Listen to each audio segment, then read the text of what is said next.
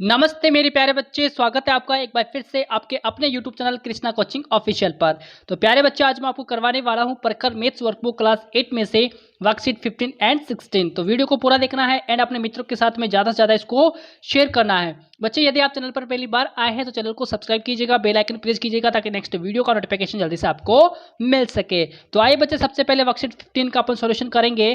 तो देखो बच्चा, यहाँ पर फर्स्ट क्वेश्चन है कि right correct number in the box. यानी कि बच्चे, बॉक्स में आपको संख्या लिखनी है जो करेक्ट है ना।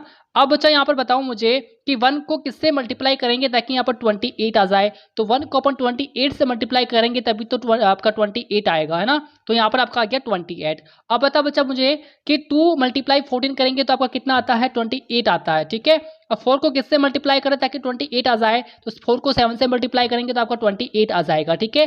4 को किससे मल्टीप्लाई करें ताकि 28 आ जाए, 7 से, यानी कि 4 मल्टीप्लाई 7 आपका हो जाएगा। ठीक है। अब बताओ मुझे, अब बताओ कि 9 को किससे मल्टीप्लाई करें ताकि 72 आ जाए। तो 9 को अपन जब 8 से मल्टीप्लाई करेंगे तो आपका 72 आ जाएगा। ठीक है। 6 को किससे मल्टीप्लाई करेंगे तब आपका यहाँ पर देखो 72 आना चाहिए। 6 को मल्टीप्लाई किया 3 से, तो 16 3 से कितना होता है, 18 है ना। और 18 4 से कितना होता है, 72। ठीक है। अब 18 4 से कितना हो गया आपका 72। अब बताओ 12 2 से कितना हो गया, 24। 24 को जब अपन 3 से मल्टीप्लाई कर देंगे तो आपका कितना आ जाएगा, 72 यहाँ पर आ जाएगा। ठीक है बच्चा।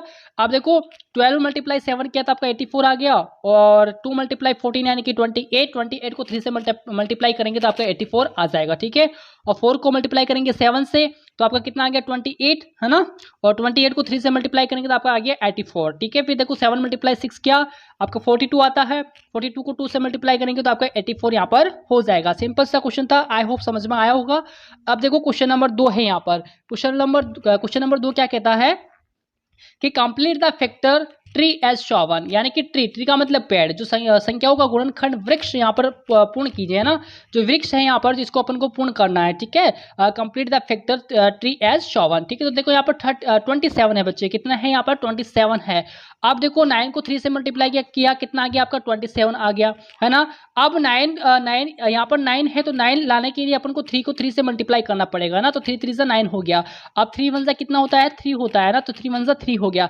ठीक इसी प्रकार से इधर अपन करेंगे, यहाँ पर है 32। क्या है, 32। अब 4 को मल्टीप्लाई किया 8 से तब आ गया आपका 32। अब बता बच्चे मुझे, यहाँ पर 4 है तो 2 को 2 को मल्टीप्लाई करने पर आपका 4 आता है। ठीक है। और 4 को मल्टीप्लाई 2 से करेंगे तो आपका 8 आ जाएगा। ठीक है। अब देखो यहाँ पर 72 है। अब 8 को मल्टीप्लाई किया 9 से तो आपका 72 आ गया, और 4 को मल्टीप्लाई करेंगे 2 से तो आपका 8 आ जाएगा, और 3 को 3 से मल्टीप्लाई किया तो आपका 9 आ जाएगा। ठीक है बच्चे। तो इस प्रकार से आपको फील करना है। अब देखो क्वेश्चन नंबर 3 है यहाँ पर। क्वेश्चन नंबर 3 अच्छे से समझना बच्चे, इससे एग्जाम के अंदर प्रश्न पूछे जाते हैं आपसे।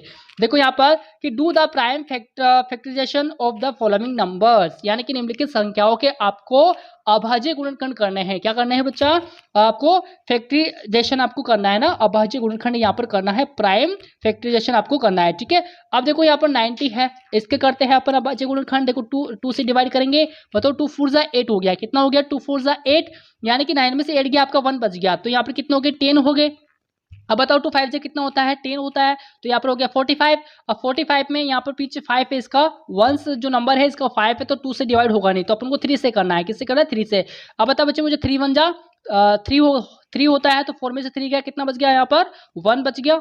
4 में से 3 गया तो 1 बच गया, तो यहाँ पर बच गई, यहाँ पर हो गए 15। अब बताओ 3 5 से कितना होता है, 15 होता है। अब बताओ 3 का देंगे वापस, तो 3 5 से कितना हो गया, 15। अब यहाँ पर 5 1 जा 5 हो जाएगा। ठीक है। ठीक है। इसी प्रकार से आपको ये वाला करना है। ठीक है बच्चे, इस प्रकार से आप करेंगे। अब देखो यहाँ पर प्राइम फैक्टर्स ऑफ 90। तो प्राइम फैक्टर्स 90 के, देखो यहाँ पर 90 के जो है अभाज्य गुणनखंड क्या क्या हो जाएंगे, 2 मल्टीप्लाई 3 मल्टीप्लाई 3 मल्टीप्लाई 5। ठीक है। इसी प्रकार से 462 को हो जाएंगे 2 मल्टीप्लाई 3 मल्टीप्लाई 7 मल्टीप्लाई 11। ठीक है। फिर 490 के क्या हो जाएंगे, 2 मल्टीप्लाई 5 मल्टीप्लाई 7 मल्टीप्लाई 7। ठीक है। इसी प्रकार से 525 के अभाज्य गुणनखंड क्या हो जाएंगे बच्चा, 3 मल्टीप्लाई 5 मल्टीप्लाई 5 मल्टीप्लाई 7 हो जाएंगे। ठीक है। अब ठीक इसी प्रकार से यहाँ पर देखो 512 को आपने निकाला, यहाँ पर जगह कम है तो मैंने यहाँ पर निकाला है, देखो बच्चा, है ना। और फिर देखो यहाँ पर 285 का 3 से मल्टीप्लाई डिवाइड करना है आपको, तो इस प्रकार से निकालेंगे। और 510 का इस प्रकार से अपन निकालेंगे, और 6000 का इस प्रकार से अपन निकालेंगे। देखो 2 3 जा कितना हो गया, 6 हो गया, तो 2 3 जा 6, तो 00 00 लगा दो, है ना। अब देखो यहाँ पर 2 1 जा 2 हो गया, 2 1 जा 2, अब 1 बच गया यहाँ पर, तो यहाँ पर हो गया 10, तो यहाँ पर 1 लिखेंगे पहले, 2 1 जा 2, 2 1 जा 2 हो गया, यहाँ पर 1 बच गया, तो यानी यहाँ पर 10 हो गया। अब बताओ 2 5 से 10 होता है, तो यहाँ पर 5 लिखो, या 0 का 0 यहाँ पर आ जाएगा, ठीक है। अब देखो यहाँ से 2 से डिवाइड करेंगे, 2 7 जा कितना होता है 14, तो यहाँ पर 1 बच गया आपका, है ना, यहाँ पर आपका 1 बच गया, तो यहाँ पर हो गया 10, यहाँ पर आपका हो जाएगा 10, और तो 10, तो 2 5 से कितना होता है 10 होता है, फिर 3 से डिवाइड करेंगे, तो 3 2 जा 6 हो गया, तो यहाँ पर 1 बच गया, तो यहाँ पर हो गया 15, तो 3 5 जा 15 हो गया, तो यानी कि यहाँ पर 25 हो जाएगा। फिर 5 5 5 जा कितना होता है 25, फिर 5 से डिवाइड करेंगे वापस, तो 5 1 जा 5 हो जाएगा, ठीक है बच्चे। इस प्रकार से आप करेंगे, आपने विद्यालय के अंदर अवश्य सीखा होगा। अब ये आपका डन होता है। आइए वर्कशीट 16 करते हैं। आप वर्कशीट 16 क्या कहता है बच्चे, देखो आसानी से समझने वाले हैं अपन बहुत बढ़िया तरीके से, ठीक है। अब देखो यहाँ पर फर्स्ट क्वेश्चन क्या कहता है कि राइट द शेडेड, है ना, right the shaded part of the figures in fraction form, है ना, इन फ्रैक्शंस फॉर्म्स, ठीक है। यानी कि आकृतियों के छायांकित भाग को भिन्न रूप में लिखिए। क्या करना है अपन को, भिन्न रूप के अंदर लिखना है, यानी कि फ्रैक्शन रूप में अपन को लिखना है। ओके, तो जैसे देखो बच्चे आसानी से समझना है कि देखो यहाँ पर टोटल भाग कितने हैं, 1 2 और 3 है। टोटल भाग कितने हैं, यहाँ पर 3 है बच्चे। छायांकित भाग कितना है, छायांकित भाग इसमें 1 है, ये वाला है ओनली फॉर छायांकित है। अब बता मुझे बच्चे बताओ मुझे कि जो छायांकित भाग होता है उसको ऊपर लिखा जाता है, कहाँ पर लिखा जाता है, ऊपर लिखा जाता है। तो छायांकित भाग को ऊपर लिखना है और टोटल भाग जो होते हैं उसको अपन नीचे लिखेंगे। तो 1/3 हो गया, तो 1/3 जो इस बॉक्स के अंदर आपको लिखना है, मैंने बाहर लिखा है क्योंकि जगह कम थी, तो मैंने अंदर नहीं लिखा, बाहर लिख दिया, तो आपको अंदर लिखना है, ठीक है बच्चे। अब देखो यहाँ पर टोटल पार्ट है 4, 1 2 3 एंड 4 है टोटल पार्ट। तो टोटल पार्ट जो होते हैं उसको अपन नीचे लिखते हैं, और जो शेडेड है तो छायांकित तो उसको ऊपर लिखते हैं। तो 1/4 आपका हो गया, यहाँ पर देखो 2/6 हो गया, यहाँ पर 3/8 हो गया, यहाँ पर 2/4, यहाँ पर 2/4 हो जाएगा, ठीक है, यानी कि 2/4 हो जाएगा, ठीक है बच्चा। छायांकित भाग को ऊपर लिखना है, जो टोटल पार्ट है उसको अपन नीचे लिखेंगे। अब देखो क्वेश्चन नंबर 2 है, यहाँ पर क्वेश्चन नंबर 2 है कि shade the figures by looking at the given fraction, यानी कि दिए गए भिन्नों को देखकर आकृतियों को छायांकित कीजिए। बच्चे देखो यहाँ पर 2/5 है, यानी कि जो ऊपर वाला पार्ट है यानी कि 2 है, यानी कि जो अंश होता है, जो आंसर होता है उसको अपन शेडेड कर देंगे, यानी कि 2/5 है, तो 5 तो आपके हो गए टोटल पार्ट, और जो 2 है उस यानी कि 2 बार अपन को छायांकित यहाँ पर करना है, ठीक है। अब देखो 3/4 है, तो 3 बार आप शेडेड कर दो, यहाँ पर ये 3 हो गया। यहाँ पर 5/8 है, तो 5 को आप शेडेड कर देना है, बाकी को ऐसे छोड़ दो आप, है ना। 5 को अपन को छायांकित करना है, बाकी ऐसे ही रह जाएंगे ना। तो यहाँ पर इस प्रकार से आपको करना है, ठीक है।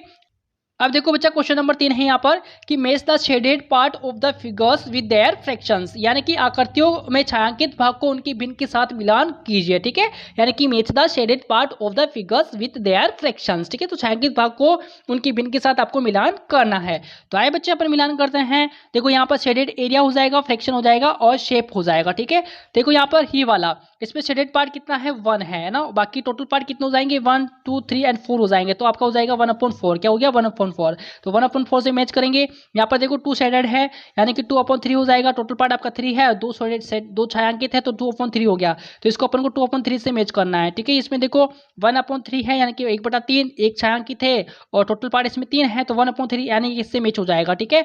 इसमें देखो 1 2 3 यानी कि 3 तो आपका शेडेड है, और टोटल पार्ट इसमें हो जाएंगे आपके 6 हो गया ना, तो 3/6 हो गया, 3/6 हो गया। इसको अपन और काटेंगे तो आपका हो जाएगा 1/2, तो ये आपका 1/2 से मैच हो जाएगा, ठीक है बच्चा। अब देखो इधर देखो, आप इधर देखो, यहाँ पर देखो 1 2 3 शेडेड है, और टोटल पार्ट इसमें हो जाएंगे 6, तो 3/6 हो गया। अब 3/6 को तो और काटेंगे यदि अपन, तो आपका 1/2 होता है, तो 1/2 से इसको मैच करना है आपको, है ना। 1/2 ये रहा आपका, इससे मैच करेंगे, ठीक है।